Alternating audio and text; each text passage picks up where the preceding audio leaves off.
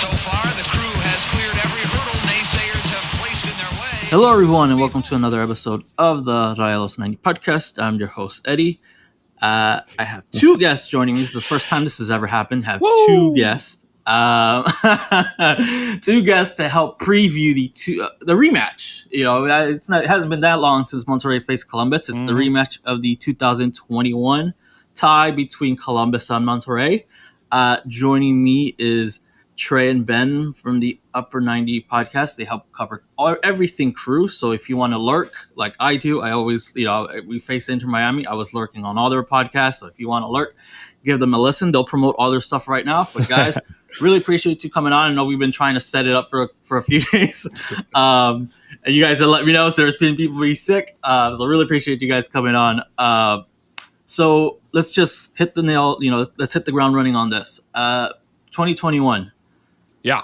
I believe that was the first time Columbus Crew was in the CONCACAF Champions League, if I'm not mistaken, guys. Or really, it's been a while. But how do you guys? How's that experience from a couple of years ago to now? How's that been like? Just going from that team, which also came off of winning, if I'm not mistaken, MLS Cup, to this team that's coming off winning MLS Cup. How are those two teams different? Because I think there's only one player, if I'm not mistaken. I know Aiden Morris was technically on the team, but he was injured in 2021. Right. So, if you want to be specific, only one player was actually on the field against Monterrey almost 3 years ago. But how are these two teams different? If you guys want to go into that, yeah, they're completely different. 2020 we won MLS Cup. We were a good team. The year you played us, 2021, we did not make the playoffs. We had Caleb Porter as a coach. Like you said, completely different team, completely different players, which wasn't that long ago. So if you think about a complete overhaul of both the coach and the players, and to have the crew be where they're at currently in 2 years is bananas.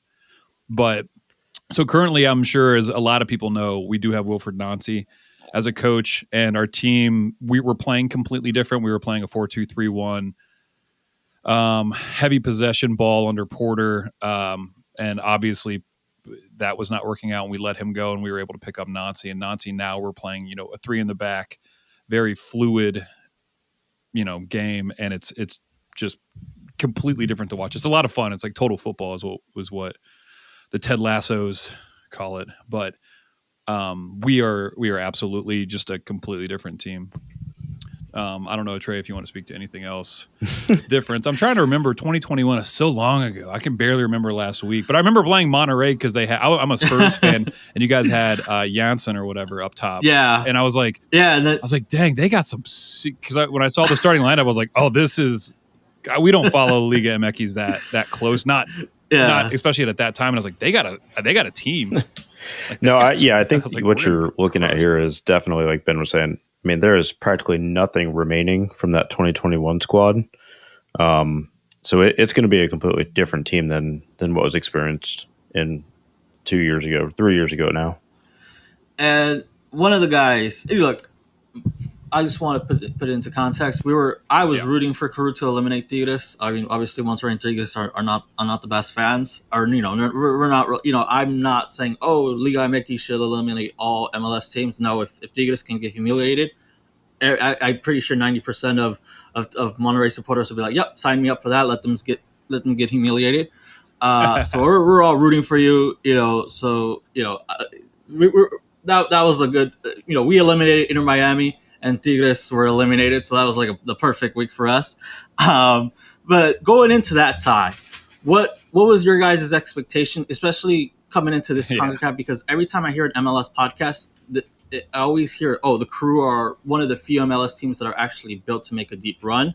Was that something you guys believed, or was that just MLS media hyping you guys up or whatever? But when you were coming into this tournament, did you guys believe, okay, we have the really good players in their prime? It's not like Inter Miami where it's like guys over the hill already, into their mid to late 30s. You guys got like Rossi, Cucho, all guys either entering their prime, in their prime. It's a good mix. But when coming into this year, into this tournament, did you guys believe, okay, yeah, we actually do have a team that could make a deep run? Yeah, it's weird. So it's when you think about making a deep run, especially in soccer, or football. You think about, having a lot on your bench, like a lot of players that you spend a lot of money on that are on your bench, like Man City and, Liverpool, all those like big heavy hitters. Like you guys have these big names off the bench. Where we differ is we don't really have big names off the bench. We have a coach that everybody's bought into the system. So like you got to think last year during, I think it was the final, we had like 2 or 3 guys on the league minimum that were playing. And like 2 games ago, 8 of our starters against Real Salt Lake were Columbus 2 crew graduates from like last year or 2 years ago. So we don't have we're not spending a bunch of money. We just have a lot of players that are developed and that we trust to just plug and play in the system. And it seems like since Nancy's been the coach, we've been plugging and playing these players like Farsi. We have Yao Yaboa was like almost like a league minimum player, and now he had a goal in the final. Like we have a bunch of players that are awesome, but it's not like it's completely opposite of Miami. Like these aren't like big high paying players. They're players that have just adopted the system and are just a cog in the wheel. Yeah, I think just to speak to the expectation part of it is that after winning the final and the playoff run that this team made last year, there's nothing this team can't win. So it is a really fun team from an MLS perspective that they're not playing traditional American soccer. They like to play possession. They like to play it out of the back. They like to play very, very pretty, beautiful soccer. It's fun to watch. So there is, coming into this tournament, we didn't feel like there was going to be anything that we could come up against that would actually be something that we couldn't overcome. And we are just as happy to see Miami out as you guys were to beat them. So, MLS is definitely hyping up the Miami Messi, Busquets, and you name it, Suarez. And it's cool. It's fun to see them. But I don't think it's really the identity of a lot of top teams in the MLS. Mm-hmm. So it's good to definitely see them get knocked out. Yeah. And you guys are, like I said, you guys are total opposite. You guys have guys, and I want to touch on 2 specific players, Rossi and Cucho, especially, compared to 2021 where it was Zelayaran. Oh God, that guy's name, but I butchered that guy's name. Yeah. He's an ex-Tigres player. So. But tell me about those 2 guys, because like I said, against Inter Miami, you had Suarez, who was not really effective. Over those 2 legs, he was Victor Guzman had him in his back pocket. I believe he showed his age at some point. 37, you can't be playing at a top level. I think it at least in this competition, he was a non-factor. But you guys have 2 guys in their they're entering their prime. I think they're 24, 25. So right in that, they're just entering their prime years. Tell me about those 2 guys and what have they brought to the table, and what do you expect them, to bring to this match? Because obviously Rossi was really good. I watched that first leg; he was really good, and then Cucho, after that whole ordeal suspension, helped assist in that second leg. So those 2 guys played a factor in both those legs. Can you paint a picture for someone who hasn't followed them as closely now during their time in Columbus? What have they meant to your club? What have they meant on the pitch? What paint a picture for us here. Yeah, sure. Well, let's talk about Cucho first. Cucho is an interesting one because we got him. He was injured at Wolves, and we just didn't know that much about him. And when he got slotted in with Zellerayan, he was really, really good. But the playmaker, the guy pulling the strings, was Lucas. Like he was the guy, getting balls in behind. He was like the actual threat. So when he left, we got Rossi, we were like, well, that's weird. It's not really a like for like. But we were pretty pumped on Rossi coming in. It was like a good move by the front office. Since he's come on, especially our podcast, we've gone kind of either way with Rossi. He's not putting up the numbers necessarily that that Lucas was. It's weird. Like we as a team, we're playing better and scoring more without a proper 10, but he was not putting up the numbers Lucas was. Cucho was able to come in, drop back, kind of put on the take the role as like a number 10, kind of the playmaker, and also score. And he has been lights out. At least I was worried at the beginning of the season that he was going to be gone. Like he scored this weekend. He has been an absolute animal on the field. Like if he's an absolute game changer. If he's on the field, I just anticipate he's going to score at least once every 90 minutes, just the way we play. Rossi, it seems like you guys might value Rossi more. Trey, where do you stand on this? Because I'm not trying to be too terribly negative. I think that's an interesting thing. I mean, because Rossi won the Golden Boot in MLS in 2022, I believe, with LAFC. And then he got a loan out to Beşiktaş in Turkey. That didn't work out, and then now he's here with us. And the expectation was that he was going to come back in and fill that Lucas role, but it just hasn't clicked yet. But he is definitely a dynamic playmaker that is dangerous all over the field. So he is setting up Cucho a lot more and allowing Cucho to do what Cucho does. So we're excited to have him. We love having him on this team, but I think we've only seen about 70% of what he's capable. Yeah, and I would encourage your fans to actually look and kind of watch our team. I know we've been touted as like one of the most fun teams to watch, but I actually think that is true. And I think getting rid of Lucas was something that was kind of in the plans. Not necessarily in the plans, but one thing Rossi does do is he presses. He constantly runs. We have the thing, not like Red Bull, not like the Red Bull system, not like Liverpool necessarily, but we do press. Like if you lose the ball in the attacking half or even in like the other team's half, you go get the ball back. And I don't think that's something Lucas does or did. That is something that Rossi absolutely does. And that's something that also Cucho does. So the big thing is while Rossi is not a direct replacement for Zelarayan, he fits the system better, in my opinion. But I wanted him to be double-double and assisting goals at the end of the season, and I'm not sure he's on track for that, which is where our wishy-washy stuff comes out. Cucho, on the other hand, yeah, he's a golden boot. He's going after that. Before I get into like the midfield and defense, and obviously the goalkeeper who was a star against in that second leg against Tigres, can you go into like what happened with Cucho? Because everybody, like especially when Monterrey fans are tuning in to watch the first and second leg against Tigres, I did see some people asking like, why aren't they starting Cucho? Or what, like obviously they're not dialed into what's going on there. But can you guys do a quick summary of what exactly happened there? So not a lot has been said. Nancy likes to keep it in-house when it comes to a lot of the stuff.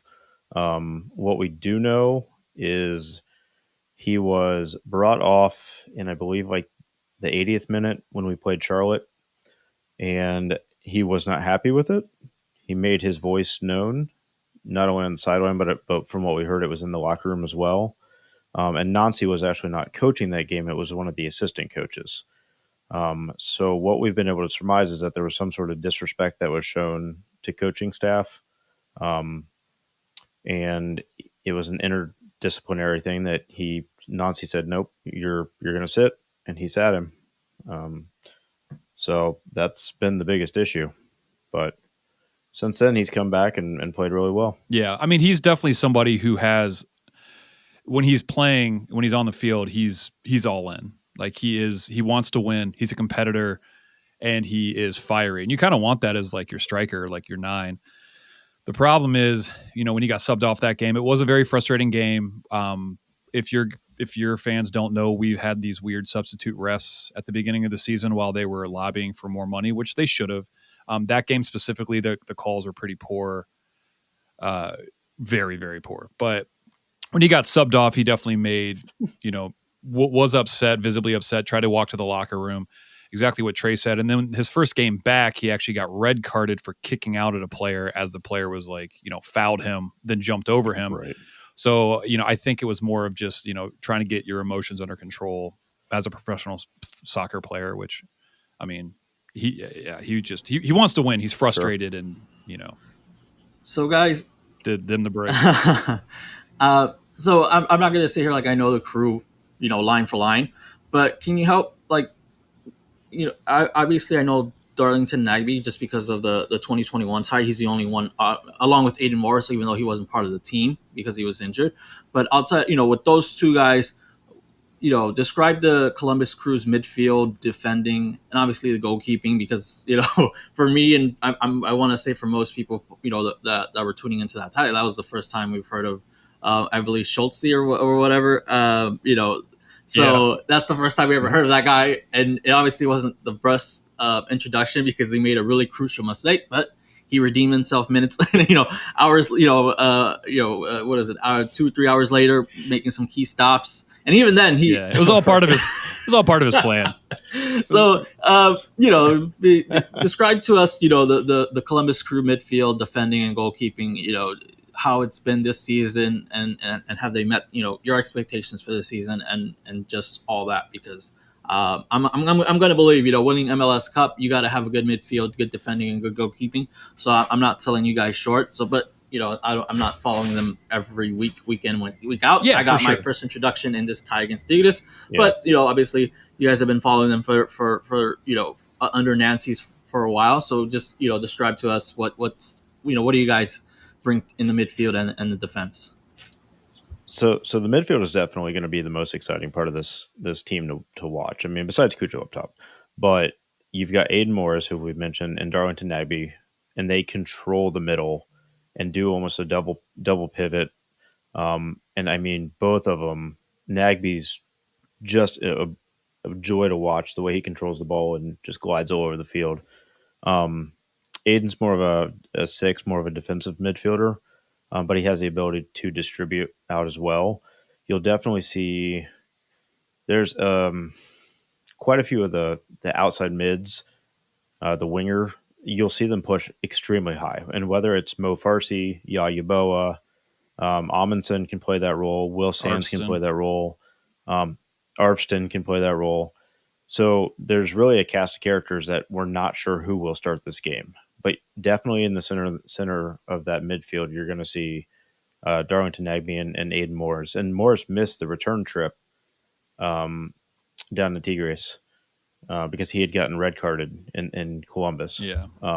So that was definitely something that they desperately missed, and really will shore up the center of that midfield. Yeah, you will, like Monterrey you will have double digit fouls on both of them each game. That is the thing. Like if they're on, I don't think there's a team we can't beat, like in CONCACAF, like easily. But if they're not, that's when it gets. If they're not on, that's when it gets really dicey. And it's let me ask you guys this, because we kind of experienced this with David Ruiz in that first leg against Inter Miami, where young player. I think Aiden Morris is still young. You think he's 21, 22 around there, so he's still a pretty young player. And he got 2 fouls really. Like I saw that first leg, he got 2 fouls really, really quickly. 2 yellow cards. Was that just like he lost his head and that doesn't happen to him, routinely, or is that something that either the red cards or the fouls, is that something that's just as part of his game? When people told me about David Ruiz, the Inter Miami fans said, "Oh yeah, that's him. Like he'll he's obviously 18. He's trying to prove himself. He can be a little bit of a hothead, and take those 50-50 risk there. But is Aiden Morris exactly like that, or is that first leg just like that wasn't normal for him?"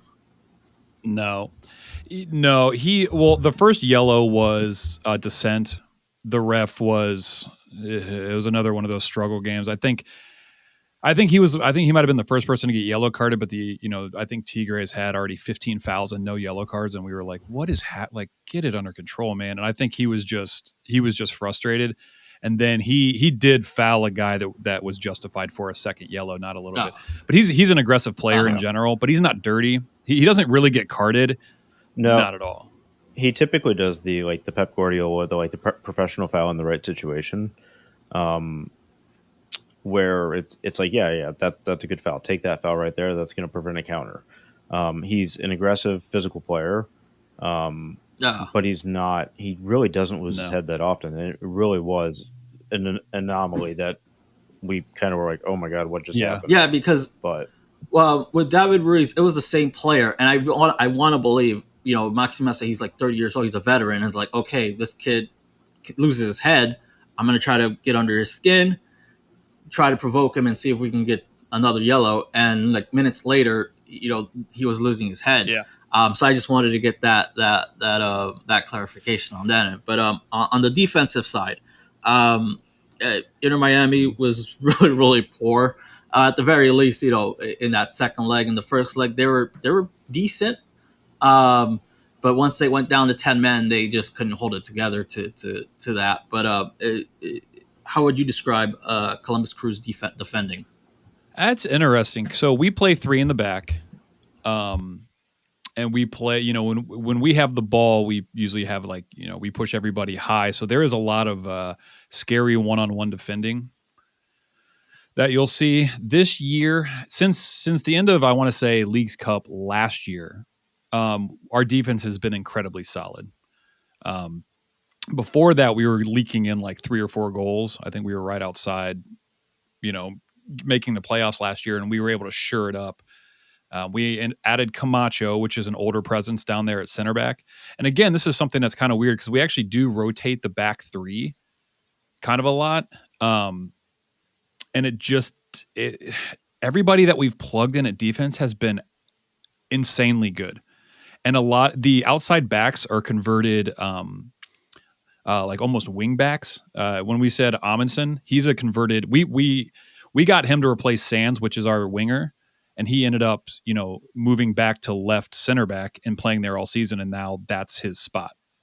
Camacho is older. He's like our center back, and he just is absolutely rock solid. And one of the best players in the league, in my opinion, especially in the back, is Steven Moreira. He's our right center back, converted from a fullback, but he also likes to get forward. I don't know if you saw his goal this weekend. If you haven't, pull your car over if you're listening to this and watch that goal. He hits it from like 200 yards out, upper 90, and it is one of the best goals. I mean, I'm assuming it's going to be one of the top goals of the season. And I'm not just being hyperbolic. It was bananas. Yeah, it was like 25 yards out. You guys tell me the MLS accounts promote anything that's not messy? Yeah. It's weird. The Miami stuff is weird. That hurts in so many ways. I'm just messing with you. I'm just fooling. No, we get it. No, we had the same feeling. Just wait. He's gonna sign for Cruz Azul or something like that, and you're gonna be Cruz Azul MX.com or whatever. Go ahead. Go ahead, Trace. My bad. No, go ahead. Yeah. So one of the biggest things is, I mean, when you saw it a little bit in the Tigres game, especially with Schulte in the back, they like to play the ball out of the back, and that can be an area that can be a press trigger for a lot of teams. And I think Cincinnati, when we played them last year in the Eastern Conference Final, took advantage of that. And Vasquez, I was just about to say, Mr. Vasquez was on that team, but yep. Yeah. So he's very aware of playing 3 in the back allows them to play wider throughout the midfield. And it's definitely something that the Crew is solid, but I think just the formation wise leaves holes open that can be played through. And especially like Ben was saying, that they can end up in 2-on-1, 1-on-1 situations quite a lot, especially if teams are playing direct. So, and I know Vasquez has that ability too. Yeah, and I think the last thing is Schulte, what you were talking about. You guys don't know much about him. That's because he was playing for Crew 2 years ago. And last year he came in, stepped up, and has been rock solid. The big thing is he is really good with his feet, which, the Tigres game kind of swing and a miss on a Cruyff turn. Not so much. But, I mean, he is really good with his feet. He's really good in distribution, and he makes great stops. Like, he's been phenomenal. He's been linked to Arsenal already this year, which of course we don't want to see happen because, the same thing happened with, Turner. A lot of I'm not a big fan of having and Steffen going to Man City, going over and sitting the bench isn't exactly what you want, but he is young, but he is very good. He is very good. He's very good at one-on-one too. He's an incredible shot stopper. And he's a pretty decent goalkeeper with his feet. It's definitely a point that can be taken advantage of that you've seen already. Yeah. So in that second leg against Tigres, uh, was there something that you guys saw in this team that made you realize, okay, like, hey, we can actually win? Because to me, Tigres missed a lot of chances. Marcelo Flores missed two that Oh I'm yeah. just like, Oh yeah. how did you miss those? Gignac missed one towards the end of the game, and that's when Gignac missed that last one in that second half where he skies it. I felt the crew at the very least are going to push it to penalties. I felt like both teams were like just tired, and I would have been surprised. I think a mistake would have allowed a goal in extra time. And one of you guys probably don't know this, but one of Monterrey's favorite memes right now is that last crowd reaction where everybody is like the crowd is hyped, and then the crew convert their goal, their PK, and it's just silent. Like it literally goes silent. It goes silent, and it's just like you can hear the crew celebrate. Somebody can drop a pin, and you can hear that. It was dead silent, and that's what a lot of Monterrey supporters have like clipped that reaction, and they use it whenever they can. But going back to that game, at what point did you guys realize like, oh shit, like we can actually do this? I mean, you guys saw Inter Miami the following day crap their pants in Mexico. You saw the Union do it a couple of weeks earlier. At what point did you guys say like, oh shit, we can actually win? At least advance, or win it in regular time or extra time or in PKs. But at what point did you guys realize like, oh damn, we can advance? For me, it was probably about like the 70th, 75th minute. And that was at that point where it's like, all right, they're not converting these chances. We're still in this game. And if we're still in this game, we can win this game. You have to get a little bit of luck, especially going on the road in Mexico. We all know that. And if they're not converting their chances, it was about, like I said, that 75th minute area that I was like, all right, here we go. Starting to click. We're not giving up. You're not seeing the tired legs. You're seeing us outrun a lot of their players. So that was the point where I really started to sit more on the edge of my seat. Yeah, I think the big thing is you need a little bit of luck. If you're going away, midweek, I think you guys are having the same issue where you're rotating stuff. Your regular season is taking a hit because of this. I mean, you want to win this, but it's at this point it's like, all right, we're playing 15 games in 30 days. Like, what is happening? I think the big thing is, it looks like you guys are probably prioritizing this. I think we probably are too. So it'll be good. But whenever you play away, like when you come to us here on Wednesday, if we start missing chances and Cucho's not on, you can be like, okay, cool. Like, all right, we got this. But if you're on at home, you just don't want to lose by a lot. Yeah. And I think I think Trey hit it right on where it's just like, all right, man, he's missing some of these like crazy chances. They've been offside 9 times or something like that. Like our defense is on the same page. We can do this. And when it went to penalties, I was like, okay, well, I think we got it. And having Schulte block the first 2, I was like, ha, okay, like we're actually going to win this. Well, and I kind of said it, but every American fan, every American club understands that heading south of the border to play any game is going to be extremely difficult. Yeah. Extremely difficult.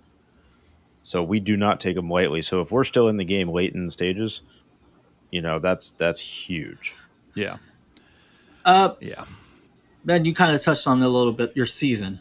Before we switch over to Monterrey, describe how you guys have dropped. I did see a couple of games here, just the highlights, drop points, especially in the Salt Lake one coming off that Tigres, where I think it was, if I'm not mistaken, a scoreless draw.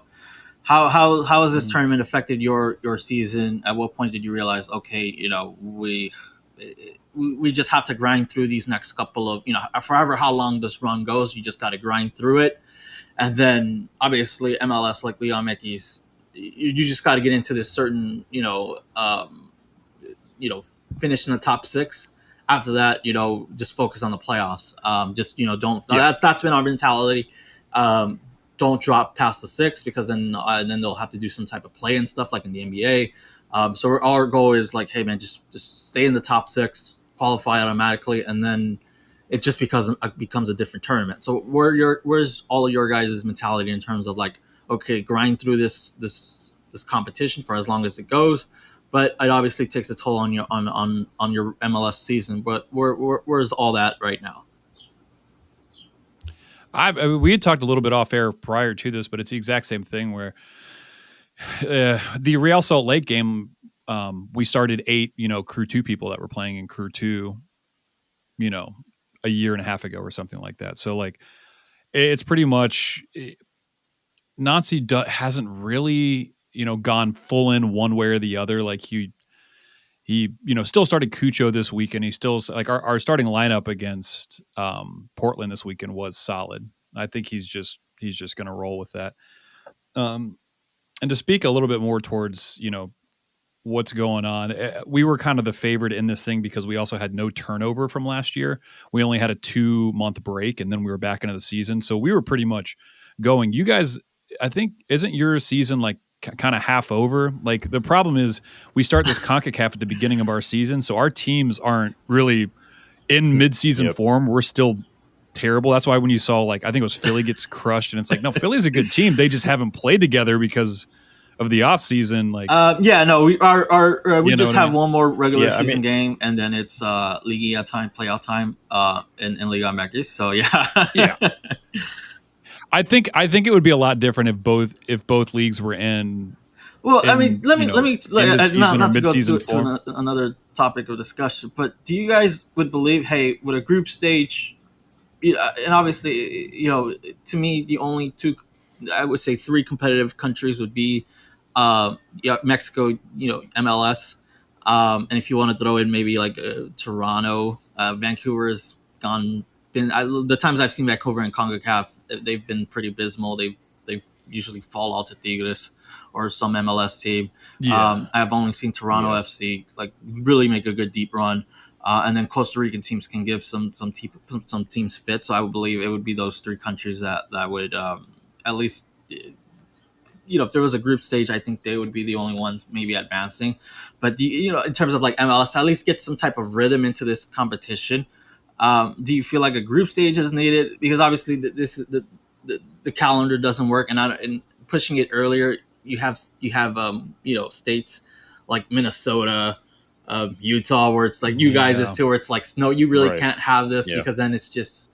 I saw the game between LAFC and Salt Lake at the start of the season. Yeah, I don't know how many people would be like, let's play, let's have a CONCACAF in that. But is it just the way it is, or do you think CONCACAF should maybe give it a month? Push it down a little bit a month, maybe have the final in like late June, or do you feel like it's just the way it is? So, I'm kind of 50-50. I think, yes, a little bit of it, I believe it is just kind of is how it is until the MLS were to change their schedule and to either go to like what Liga MX does with the Clausura and the Apertura, or do like what the Bundesliga does and takes the entire month of December off, and like actually have a winter break during the season. But as it currently sits, I don't think it's benefiting to you guys early in the competition. It probably benefits us a little bit more as we start to get into stride later in the competition. And you guys probably have injuries because you've had. Actually, we have not. I am knocking on wood right now. We have not had any to our big players. We haven't had we'll get into it right now, but we haven't had any major injuries. Like Leagues Cup really screwed us. Like. We were the last Mexican team standing, and then all our players started dropping like flies. It was just left and right. We debuted 8 youth players, or 7 or 8 youth players last tournament. So Leagues Cup, right now this tournament hasn't affected us, but Leagues Cup last year really doomed us. And that's back to your original question. I mean, that's kind of I feel like where the crew is right now, where we're just kind of slugging through the MLS regular season, getting tie after tie after tie. And we're just getting points. Yeah, just keep getting points. Just keep moving forward. They're good results. They're good performances. We're just not getting the win. And on the flip side, we're still progressing through the other competition and still doing well. So everything's looking up. But I mean, it's just a lot of stuff going on at the same time. It's exhausting as a fan. I can't imagine being a player. I think ultimately what you said is it is what it is.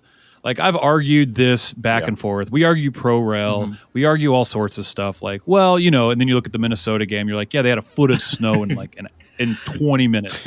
Like, or like, do we adopt, the FIFA window? What does that look like? Like, do we adopt like what the EPL does and do, there's arguments, and I think we're still trying to figure it out. We're just, we're throwing stuff at the wall. It doesn't help that the U.S. has like so much like that's one of the things that I've come to realize. Like the U.S., it's not the same as other countries where it can be the same weather for 1 month, but you go in December or January. You go to Miami or Phoenix or LA, it's nice and sunny, and then you go up to Minnesota, New York, and it's just snowing everything. So it doesn't help that the U.S. has, it's just the weather's different here. It's just you really can't adopt something where in Germany or in England where it's like they don't have like you can go to the south and it's nice and sunny, but if you go up north, it is snowing. You're up to your feet in snow, right? So the weather doesn't help MLS here. England's the size of Texas, where 2 of our teams are at. You know what I mean? Like it's right. Geographically, it just makes sports in the Americas like really tough. Unless you're smart and you're like, hey, Minnesota, Vancouver, maybe just have a indoor stadium. Yeah, dome. Everyone up north playing domes. Yeah, big umbrella. But some of our teams don't even have stadiums, so it's like it's still, I don't know. For being a league for almost 30 years, we're still growing and learning. It's kind of infuriating. So one last thing before we switch the conversation to Monterrey, Sure. Schultze, your goalkeeper. Those PKs, did you guys expect him to step up in that situation? Because I believe Monterrey, they're going to have some attack. They had a lot, at least at home, they had a lot. And Drake Callender did save Miami a couple of times from being embarrassed, but he's a good keeper. He did have some errors, especially the Vasquez goal. But in terms of Schultze going to Mexico, not playing that first leg, but do you think that's a learning experience to say, hey, I know what I can get away with, what I can't get away with, there's some things that people just need to experience to gain that experience. But how do you think that second leg in Monterrey, going to the same country, to the same city, do you think it's just going to serve as a learning? I'm not sure if he's spoken about it or anybody else has spoken about it, but do you think that second leg is a learning experience to say, okay, I know what I can get away with, how to keep myself composed in these situations? How do you think that second leg can help him going into that second leg again in Monterrey against Monterrey? Yeah, I think anytime that you're going to go on the road to a hostile environment, you're going to gain that experience. Stepping into, I'm always when he's between the pipes, I'm always confident that he's going to play well, and that's why seeing that early gaff and just giving it up, it was so out of character. But even when we got into the shootout, I was still confident, because if you are going to win a shootout, your goalkeeper has to make at least one stop. If your goalkeeper makes a stop, then your expectation, your percentage of coming away with the win is extremely higher. So the fact that he made 2 in a row, and then Schulte's interesting. He is young in the he played college and he was in the super draft after college, so he's not like 18 young. I think he's like 23 or something like that. So he went through college. He got picked up by Crew 2. He did the exact same gaff in the Crew 2 final. So our Crew 2 team won the inaugural MLS Next Pro Championship 4-1. Their goal was he did the exact same thing, like tried to like do a step over and got the ball poked away, like just having fun, because I think at that point we were up 3-0 or whatever. And so the exact same thing happened. But to see him come back, and he had that diving save where he was out of position, and that they're longer-haired guy, I can't remember the Tigres guy, put it on the ground like towards the corner, and he was able to dive and save it. I was like, okay, he's shaking that. The biggest thing I think is our coach, Nazi. He has empowered these guys, and this sounds like really lasso-y, but I mean, if you've read anything like it, the way he talks and stuff like that, like he has given the guys ultimate confidence to do crap like a Cruyff turn on a striker and Tigres away. You know what I mean? So like if he's able to do that and not slip on his gigantic balls because he's trying that, then he's probably, I think he's like, it's just confidence. Like he stopped those and he just was like kind of smiling and whatever. And it was like very weird. I haven't seen him in a bunch of PKs, so I had no idea what to expect as far as, what he's capable of. I think he's like 6'3", 6'4", something like that. He's a big dude. And he's got like that quick twitch, like goalkeeping stuff. So I mean, it's just hard to say. I mean, I wasn't terribly confident, but he is. I firmly believe he will be poached by a bigger team soon. Maybe this soon, maybe this summer. But he's got a very high ceiling as far as everything. So we'll see. So these last 15 minutes, we'll switch it over to Monterrey. Any questions that I can answer to fill whatever gaps that maybe I'm assuming you guys haven't followed them closely, maybe watched the Miami tie, but anything I can help fill in terms of any questions you have about them. No, I'm curious on what following. So do you follow MLS as? Yeah, I mean, I live in LA, so I follow LAFC as much, as a casual fan can follow MLS, just because I have both of those teams in my city, so I can't, I couldn't escape even if I tried. But yeah, I follow as a casual fan. Yeah. Yeah, because I'm looking at your team and I'm trying to remember back in 2021, you've had a decent amount of turnover as well. How do you find that? It seems like, because I also follow Vasquez. I follow a lot of the U.S. men's national team players, and I consider him still one of them. It seems like he's doing pretty well for your team. How do you view him? I've liked him. He's hit the ground running. He's connected with the fans. Like I was telling you off air, I touched on it a little bit. We've hit a rough patch in our season where we've lost 3 of our last 4. Games where it was a given. If you were going to play Messi and all them, you had to prioritize that tie. So in the Chivas game, they did go with some starters heading into that first leg against Inter Miami, and then that in between week between them and Cruz Azul, it was a rotated squad. They almost came away with a draw, which would have been the best case scenario considering the team that they put out there. But they fell in the last few minutes, last couple minutes of regular time and lost there. And then against Tigres, they fell behind 3-1, came back and tied it 3-3, which, was one of those ties where it feels like a win. And then this past weekend against Leon, they again went with a rotated squad. They had a little bit more starters, but you saw, there are some players that, okay, yeah, this guy's a regular on the bench. If Dan Ortiz is going with a fully, loaded starting 11. So again, prioritizing the crew tie. So we're at that point of our season where it's like, okay, we're starting. They created enough buffer early on in the season where, yeah, obviously you don't want to lose the games, but considering they haven't won 3, they've lost 3 of their last 4 games and are only in 4th place. That's if you want to like half glass, half full, whatever, that's the best case scenario. But, they have to win this. They have to go with their starting 11 against the Crew and next, this upcoming weekend against Necaxa, so they don't drop into that play-in zone. So now it's like really like, okay, we've prioritized, we've gone with the rotated squad long enough where it's like, okay, we have to win this last game of the season so we don't drop it into that, or at least not depend on other teams. So that way we don't drop into that play-in region.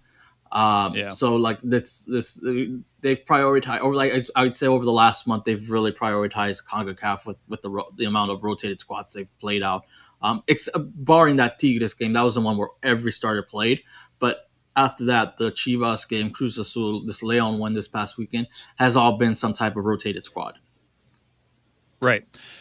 General question though, for you, and I mean, I haven't spoken to your fan base or anything like that, but as a fan base, do you guys, how do I word this, care about the CONCACAF stuff? I mean, or do you view it kind of like I view it like the FA Cup? Maybe if you get into the Final Four or whatever, it's like, okay, cool. Like now I'm going to start really caring. But if you're out early, it's like, man, let's focus on the season. Monterrey has won this competition 5 times, and then winning it 3 straight. So they really prioritize this competition, and especially like once you get into like the carrot at the end of the tunnel, which is it's not even the trophy, it's just that Club World Cup berth. And that's like really motivated. I mean, we've one of the highlights ever since I created this account on Twitter. It's been like that Liverpool game where we were like it was 1-1, and it was Roberto Firmino in stoppage time that killed us. So like those types of like performances, like I believe like teams in Latin America really value that Club World Cup, just going against like in official games. Like this is official. This isn't friendly. This is this is on the record here. We're going up against, a Liverpool or Manchester City. You're not, when you see those guys come over to all those big clubs come over to the U.S. for friendlies, it's a luck of the draw if you get all-star, if you see all the starters and not just some random backups that they're trying out. But I believe Monterrey is one of the teams that takes this seriously, and especially now with this expanded Club World Cup, it takes it even more seriously because, Monterrey has their ticket. But going forward, for as long as they want to take this Club World Cup and have it be every 4 years, I believe it's gonna be one of those things where like, okay, in these next 4 years, we have to win this competition, right?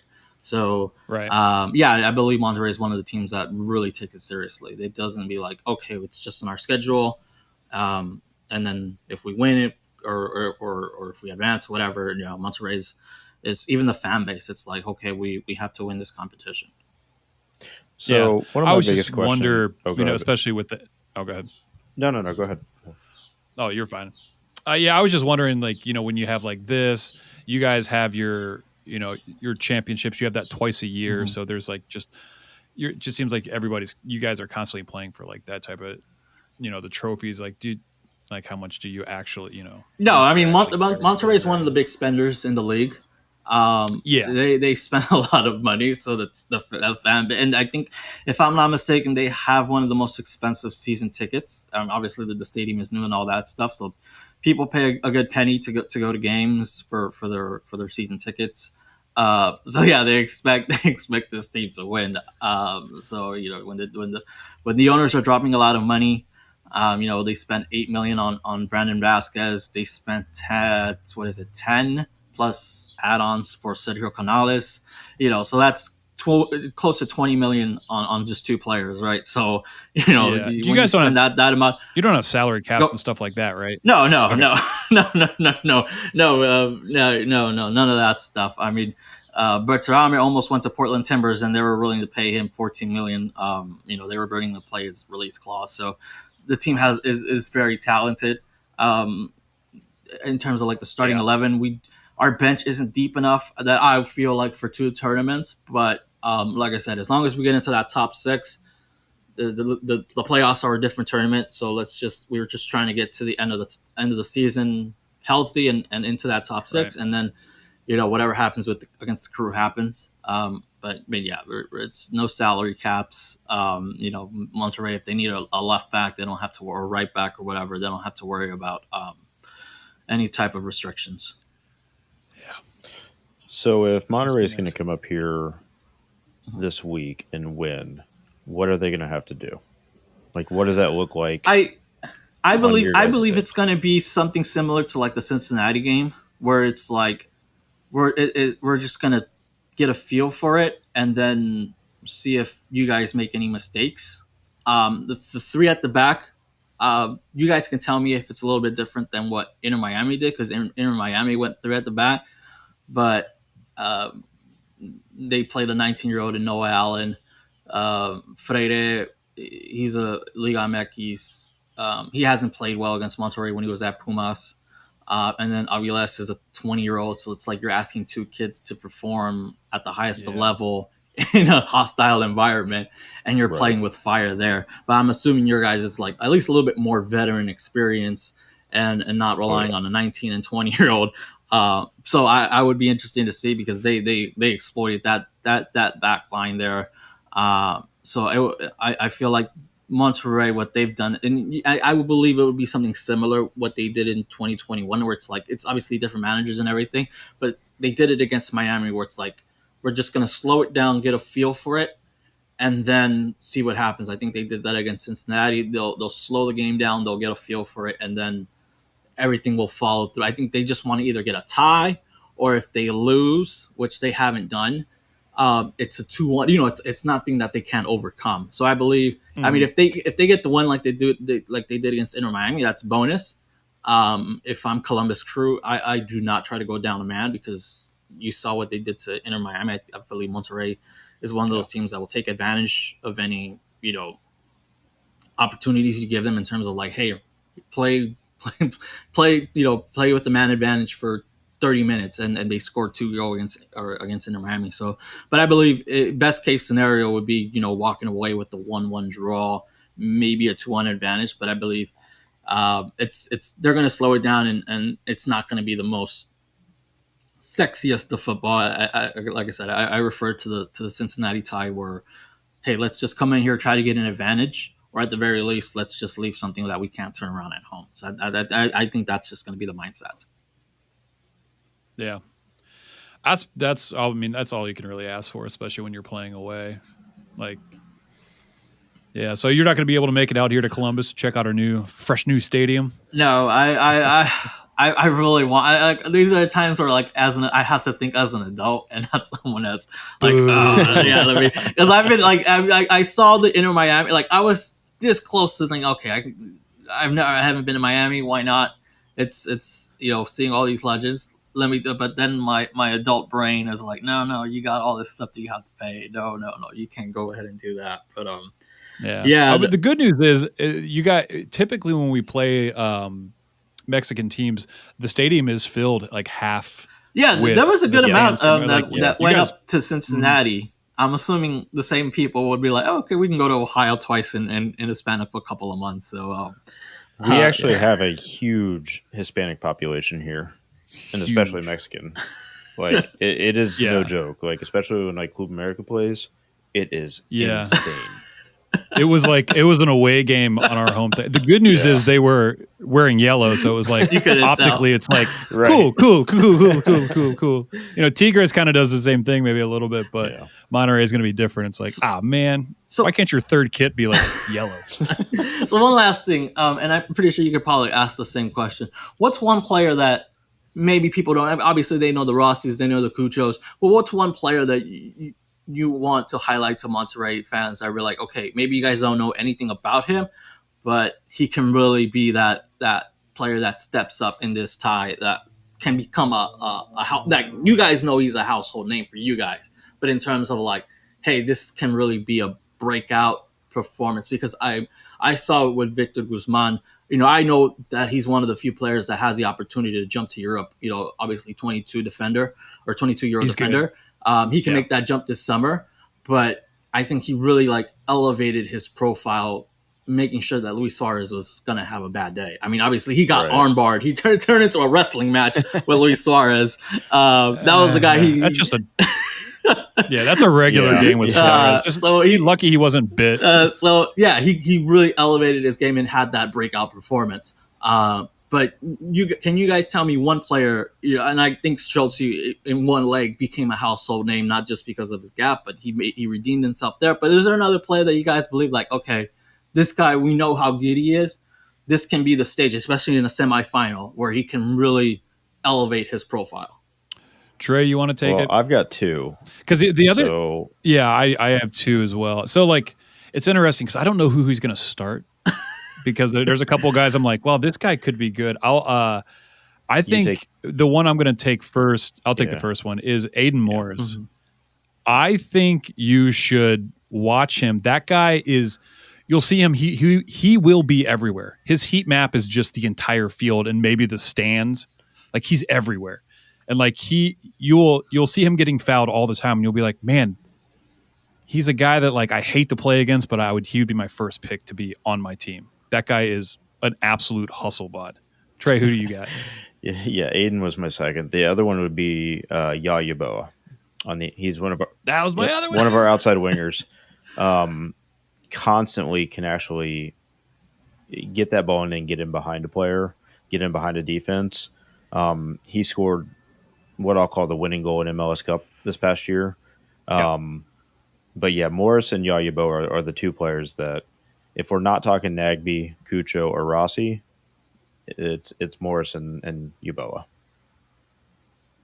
And the past couple games, we do have the only person we got over the summer before this year was Hinestroza. Did he play for Pachuca? Yeah, he played for Pachuca.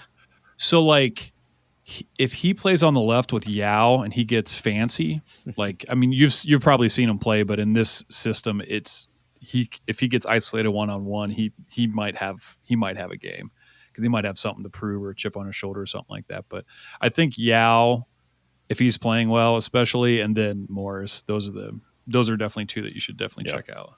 Yeah, and I mean, you're not going to be able to not see Morris. I'll tell you that. You'll just be like, there he is, there he is, there he is. And for any Crew fans, obviously, like I said, Victor Guzman. But if I had to pick someone else, it would be Gerardo Arteaga. That guy has been for at least for Monterrey fans, we like that character. We like that I'm gonna say it in Spanish, huevos, like that show that fire. Like, okay, I am like, I don't know, for Monterrey fans, they just love that. And Arteaga has been that. Came over from Genk and has just hit the ground running. And I think he's going to. He was one of the guys that made Messi's life difficult in that second leg. So I believe he's going to have some. He's going to be around Cucho. He's going to be around Rossi. Like he's going to make things. He'll push it to the limit. He's been red carded. Oh. We've seen that fiery, against Chivas. He got that red card by by telling the referee that he was complaining about a foul, like it was he didn't get the foul call that he wanted. Got sent off for arguing, whatever. But it's a guy that really brings that blood, that fire into a game. So that's definitely one guy that I would say Crew fans, especially if you want to focus on like, hey, who's going to defend Cucho or who's going to be on Rossi? He's going to be one of those guys. So I would be like, okay, what position does he play? He's one of those guys. Left back. Got it. Well, yeah, you gotta have somebody like that. We don't have anybody that's terribly hot-headed with that type of stuff. I think that's one thing that. That's why it was such a hard punishment for him. So, like, if he were to do that under Wilfried Nancy, he would sit for probably like 3 or 4 games, regardless of like who we're playing. That was the main underlining for Cucho being out, was just like, well, I'd play him. I don't care what he said. And it's like, that's not how this coaching staff works, for better or for worse. Our coach got into it with Messi and Tata, like in that first leg where there was no video footage, but the way. You saw Jordi Alba choke or grab one of our players by the throats in that second leg. So that made me be like, okay, he must. Not great. I actually buy all this drama that they were selling in that first leg, after that first leg where they all got into a scuffle, and then you look at how Jordi Alba has somebody by the throat. I'm like, okay, yeah, you know what? They weren't exaggerating. If something is not going right for them, they're going to do something like that. But last question, so we can wrap this up. Sure. Anybody going to Columbus? You guys, any recommendations? Restaurant, things to try, anything to try? I always ask this to when there's international games. Any restaurants, dishes to try, whether it's in the city or at the stadium? Any recommendations? Wow, that is a good question, and we haven't been asked that. So the stadium is downtown now. And the way it's situated downtown is it's kind of on an island, and there's not a lot of like quote unquote cool hip places necessarily to eat. Inside the stadium, there is hot chicken takeover. It's just, hot chicken sandwiches, hot chicken tenders. It's not terribly expensive, which is awesome. There is like local beer. They do a lot of the stuff you can buy in stadium is all local or specific to Columbus. So that's kind of cool. So going inside the stadium, they do have a pub. That's nice. They do have like local beer. The hot chicken takeover is great. If you can't, do that. There's High Street right there. The Short North has a bunch of like really nice areas. There's always Campus, which is like has some dive bar foods. I'm trying to think of like some super authentic or awesome Hispanic food down in that area. A lot of that stuff is out around the outer belt, like kind of far away. But if you're in the stadium, you have options. You're not just like hot dog, nachos. You know what I mean? You want jalapenos? It's like, all right, no thanks. Yeah, I think it's the only recommendation I'm going to give, and I've heard this multiple times, is Los Guachos. Supposedly is one of the best Mexican restaurants in town. But there really isn't, and a lot of the Dos Hermanos taco trucks are really good. Oh, yeah. But yeah, I mean, that's really the food down around the stadium. You can't go wrong with too many of the options. And once you get inside, there's a lot of local stuff that is very good. But my in game is hot chicken takeover for sure. Oh, and they did put a new Condado tacos, which is pretty decent. But predictions. I forgot about these. How do you guys see this tie playing out? Last thing, if you want to give a prediction. We'll probably just tie and we'll be best friends. No. Like they won't even, they'll be like, you guys win it together. You guys are a good friend.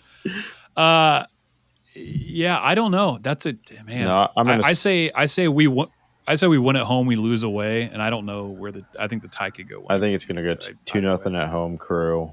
And then we'll see where it ends up from there. See who gets a red card. Yeah. All right, guys. I really appreciate you guys taking the time. I know we wanted to record for a little bit. But yeah, again, really appreciate it. Where can people find you guys? Where can people lurk if they want to hear, like, obviously your post game stuff after this first leg and second leg? Where can people find your podcast and all that stuff? Yeah, absolutely. It's just Upper 90 Club podcast across all platforms for the most part. We're on Twitter, we're on Threads, we're on Blue Sky. It's exhausting, but they keep coming out with new things. We're on YouTube, even though we're late, all that stuff. Yeah, on all the major Spotify, iTunes. And Upper 90 Club is, we understand it's kind of a lame name, but it was our original old stadium's like soccer bar, like fixture or something like that. So it might be like, who are these guys? It's like, no, it's buried in lore. So it's a whole thing. But yeah, thanks. And I think we're going to try to release it too. Where can we find you? Rayados 90. 90 spell out, I think, just like you guys. So hey, 90 brothers. Yes. 90 hermanos. You can check out the website.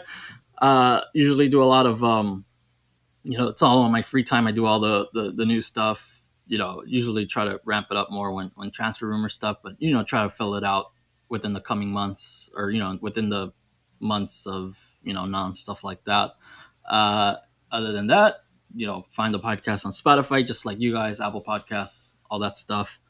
I usually GIF a lot of stuff during the match. So if any Columbus Crew wants to, or fan supporter wants to lurk, usually clip some stuff, during the match. Oh, sweet.